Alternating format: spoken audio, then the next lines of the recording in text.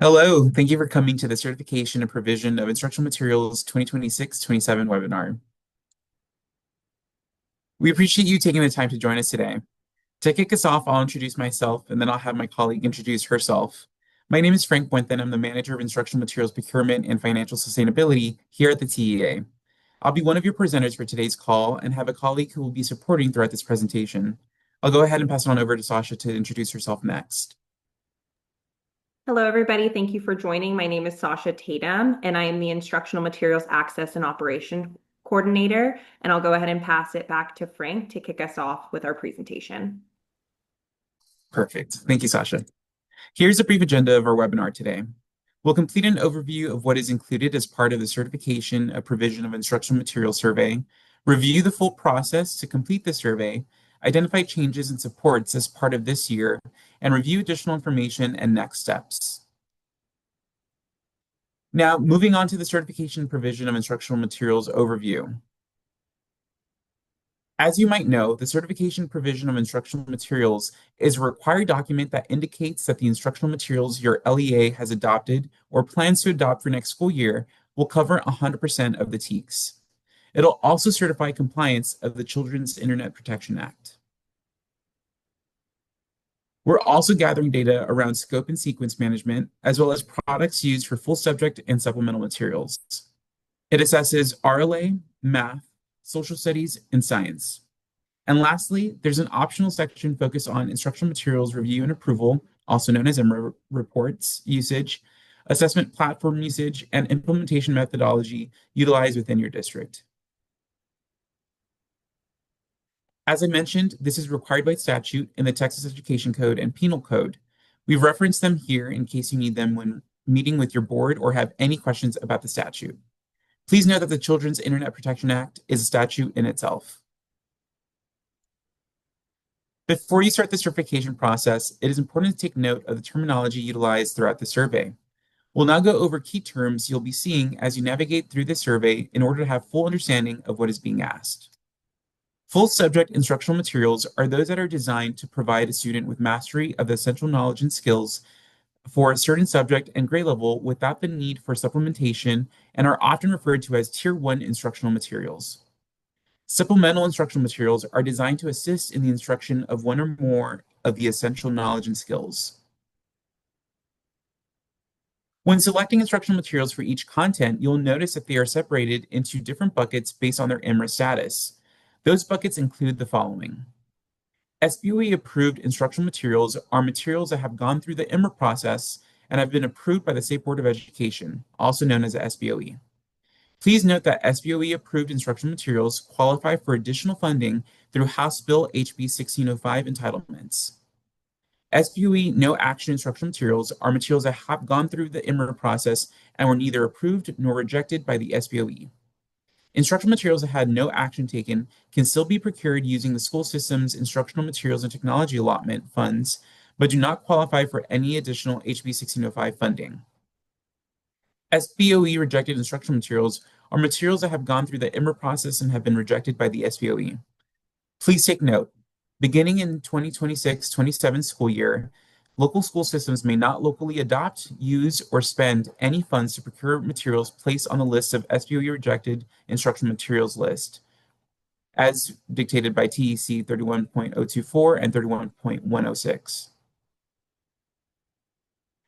SBOE proposed rejected instructional materials have gone through, SBOE proposed rejected instructional materials are materials that have gone through IMRA Cycle 2025 and were found to require revisions to avoid being placed on the rejected instructional materials list. Publisher submitted revisions will be re-reviewed in summer 2026 with the final decision on placement being made in November 2026. State adopted materials, prior proclamations, are instructional materials that were previously adopted through the former Texas Resource Review, TRR, and proclamation review process. Not all subject area courses and grade levels have gone through the IMRA process. As such, the list of state adopted materials is still relevant for many instructional material categories. State adopted materials can be procured with IMTA funds, but do not qualify for any additional HB 1605 funding. Not yet reviewed instructional materials are materials that have not gone through any formal instructional review process in Texas. Instructional materials that have not been reviewed can still be procured with IMTA funds. Now let's transition to reviewing the certification provision of instructional materials process for this school year. There are two main tools we'll review in the certification process: the certification pre-work form and the survey itself. The certification 2627 pre-work form is now a fillable and printable PDF intended to mirror the online survey and provide guidance for successful survey. The pre-work form should be completed offline and presented to the Board of Trustees or governing body for ratification and signatures. Please note that this form will have open text boxes for you to enter the name of the publishers and products you will be using for each grade level and content specified. In order to align with what you will see within the survey, please use a naming convention seen within the instructional materials resource list, which includes the full publisher name and title of product without abbreviations, acronyms, or paraphrasing.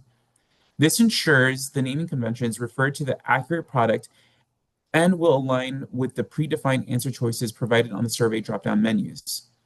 This pre-work form is built to assist you with the completion of the survey. The certification survey is a web-based application through Qualtrics where after you've completed the pre-work form and had it ratified and signed, you'll go into Qualtrics and submit the survey. The survey should mirror the form, so you'll be moving the information that's on the fillable form into the survey. A few things to call out on the survey. Once you've opened the survey, you can leave the survey and come back to it. It'll save your work as long as you're on the same browser. When it comes to selecting the publisher and products used, you'll see an extensive list of options that have been broken down by IMR buckets.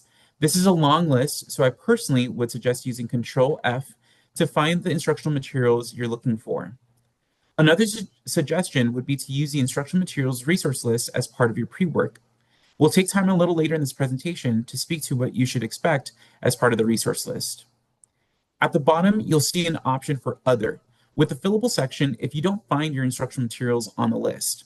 So for example, if you use a district developed material, you would select the Other district developed option and then write it in the name using the same naming convention as the other products, which would include full publisher name, which would be the name of the district in this context, and full title of the product used. If you use different materials across different grade levels in the band described, for example, social studies K through 5, you're able to select multiple products. This is the same for the supplemental materials and full subject materials. Speaking of which, for each grade band and subject, you'll see a matrix asking you to select the products used. You'll see a list of materials and an option to select full subject or supplemental. We've shared the definition for both of those in the form and on the survey. On the last page of the survey, you'll upload the fillable form signature page, which is the final page of the pre-work form. You do not need to upload the entire printable pre-work form, solely the ratification page with signature. After completion of the survey, you'll be given the option to download your response, which I'd highly recommend. You should also get a confirmation email once completed with a link to your results. Though again, I'd suggest downloading your response just in case you have an issue with that automatic email response. As a recap of what the certification process entails, let's review the steps. First, gather necessary information for your survey response by completing the pre-work form. Second, obtain local board certification by presenting your form results within an open board meeting. Third, receive a ratification signature by your board president, secretary, or governing board officer. Fourth, complete your Qualtrics survey by transferring your pre-work form data to the online survey and uploading your signed ratification form. Fifth, receive email access for when email reopens on May 15th, if you have submitted your completed survey response by May 1st. Now, I'll pass on over to my colleague Sasha to go over this year's timeline and additional information. Thank you, Frank. This slide highlights the key dates for the 2026-2027 certification of provision of instructional materials process. In January 2026, TEA releases the certification form. In February, districts will have access to a webinar and the certification survey, which is required to maintain access to instructional materials funding. In March, we'll offer office hours, and EMAT will be closed for maintenance from March 31st through May 15th. So planning ahead is important. By May 1st, districts must submit the certification survey to ensure access to funding once EMAT reopens. AIM requisitions may still be submitted regardless of survey status. By August 31st, all state-developed OER entitlements must be requisitioned, and on September 1st, 2026-2027, instructional materials entitlements will become available.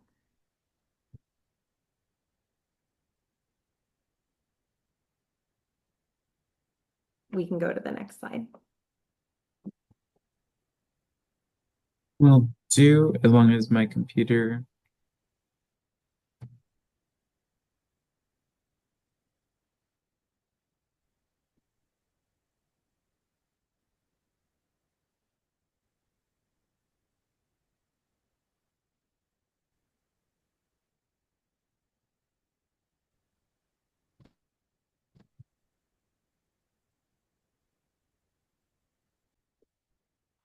TAs continuing to streamline guidance and clarify expectations around certification, EMAT access, and instructional materials funding.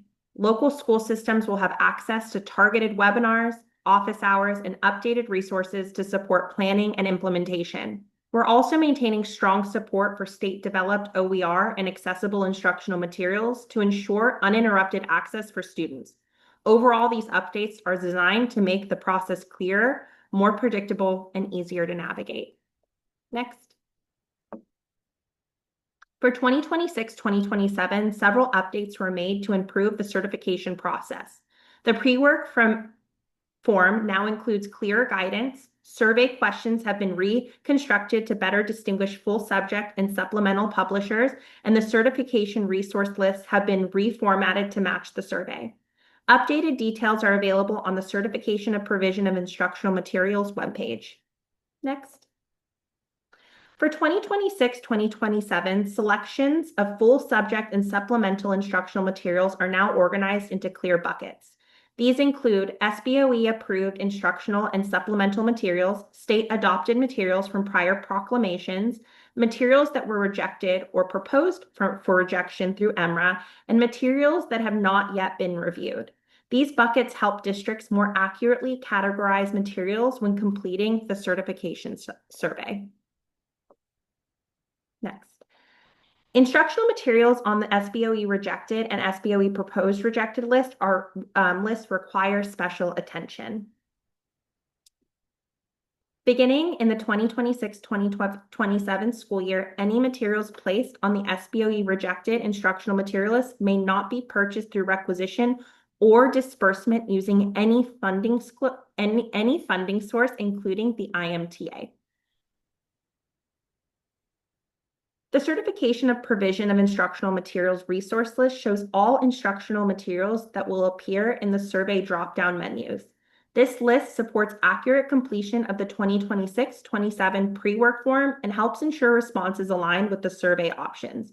If your district uses a locally developed product or a product not listed, you'll be prompted to manually enter the publisher and product name. To support local school systems during the 26-27 certification process, TEA will host office hours focused on questions and technical support. Sessions will be held on Monday, March 2nd and Thursday, March 5th, both at 11 a.m. Central Time. Registration links are available on this slide, and we encourage districts to attend if they need additional guidance. Local school systems may request assistance or a copy of their prior year's submission by submitting a help desk ticket.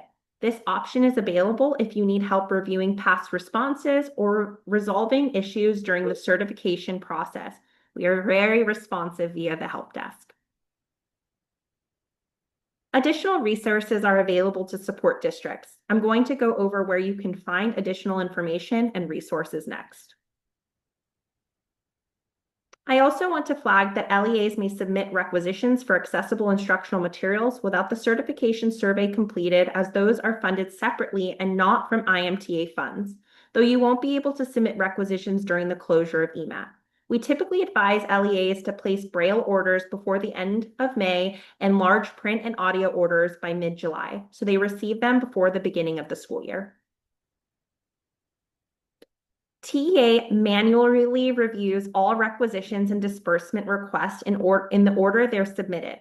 Requisitions can take up to 5 business days and disbursements up to 20 business days.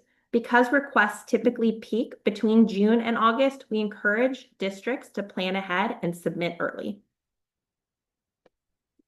The EMAT web pages provide guidance on funding, freight, and accessible instructional materials. We've also uploaded a new resources specifically to support disbursements, which helps ensure requests are submitted correctly and approved more quickly. We strongly recommend referencing these pages when submitting requisitions and disbursements.